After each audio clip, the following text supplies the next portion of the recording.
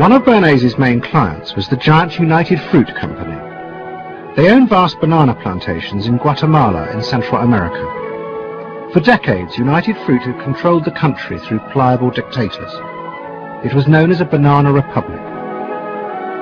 But in 1950, a young officer, Colonel Arbenz, was elected president. He promised to remove United Fruit's control over the country. And in 1953, he announced the government would take over much of their land.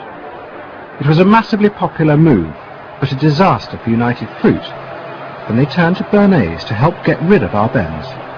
United Fruit brings in Bernays, and he basically understood that what United Fruit Company had to do was change this from being a popularly elected government that was doing some things that were good for the people there into this being very close to the American shore, a threat to American democracy, that it being at a time in the Cold War when Americans responded to issues of the Red Scare and what communism might do. He was trying to transform this, and brilliantly did transform it into an issue of a communist threat very close to our shores, taking United Fruit again as a commercial client out of the picture and making it look like a question of American democracy, American values being threatened. In reality, Arbenz was a democratic socialist with no links to Moscow. But Bernays set out to turn him into a communist threat to America. He organized a trip to Guatemala for influential American journalists. Few of them knew anything about the country or its politics. Bernays arranged for them to be entertained and to meet selected Guatemalan politicians who told them that Arbenz was a communist controlled by Moscow. During the trip, there was also a violent anti-American demonstration in the capital. Many of those who worked for United Fruit were convinced it had been organized by Bernays himself. He also created a fake independent news agency in America called the Middle American Information Bureau. It bombarded the American media with press releases saying that Moscow was planning to use Guatemala as a beachhead to attack America.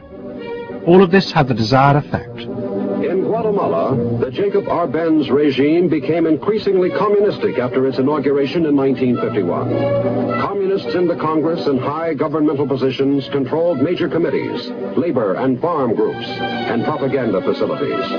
They agitated and led in demonstrations against neighboring countries and the United States. What was profoundly new in terms of what Bernays did is he took this menace to our backyard in Guatemala. For the first time, we saw Reds a couple hundred miles from New Orleans who Eddie Bernays had us believing were a true threat to us, that it was going to be a Soviet outpost in our backyard. But what Bernays was doing was not just trying to blacken the Arbenz regime. He was part of a secret plot. President Eisenhower had agreed that America should topple the Arbenz government, but secretly. The CIA were instructed to organize a coup.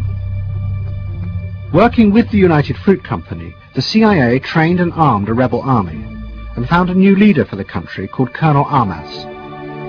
The CIA agent in charge was Howard Hunt, later one of the Watergate burglars. What we wanted to do was have a terror campaign to terrify Arbenz particularly, terrify his troops, much as the German Stuka bombers terrified the population of Holland, Belgium, and Poland at the onset of World War II, and just rendered everybody paralyzed. As planes flown by CIA pilots dropped bombs on Guatemala City, Edward Bernays carried on his propaganda campaign in the American press. He was preparing the American population to see this as the liberation of Guatemala by freedom fighters for democracy. He totally understood that the coup would happen when the public and the press, when conditions in the public and the press allowed for a coup to happen, and he created those conditions. He was totally savvy in terms of just what he was helping create there in terms of this overthrow. But ultimately he was reshaping reality, reshaping public opinion in a way that's undemocratic and manipulative. On June 27, 1954, Colonel Arbenz fled the country, and Armas arrived as the new leader. Within months, Vice President Nixon visited Guatemala. In an event staged by United Fruit's PR department, he was shown piles of Marxist literature that had been found, it was said, in the presidential palace. This is the first time in the history of the world that the communist government has been overthrown by the people. And for that we congratulate you and the people of Guatemala for the support they have given.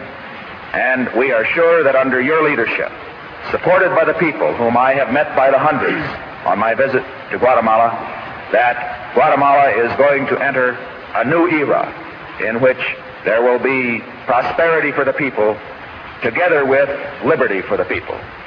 Thank you very much for allowing us to see this exhibit of communism in Guatemala.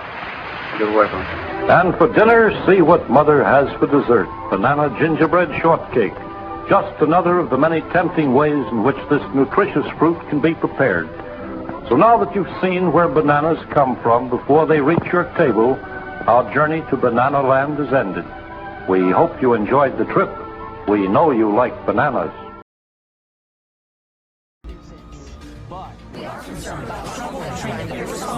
One-sided news stories plaguing our country. The sharing of biased and false news has become all too common on social media. More alarming, some media outlets publish these same fake stories without checking facts first. The sharing of biased and false news has become all too common on social media. More alarming, some media outlets publish these stories simply aren't true without checking facts first. Unfortunately, some members of the media use their platforms to push their own personal bias and agenda to control exactly what people think. And this is extremely dangerous to our democracy. This is extremely dangerous to our democracy.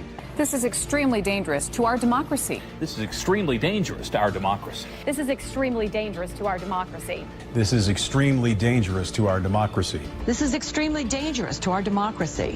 This is extremely dangerous to our democracy. This is extremely dangerous to our democracy. This is extremely dangerous to our democracy. This is extremely dangerous to our democracy. This is extremely dangerous to our democracy.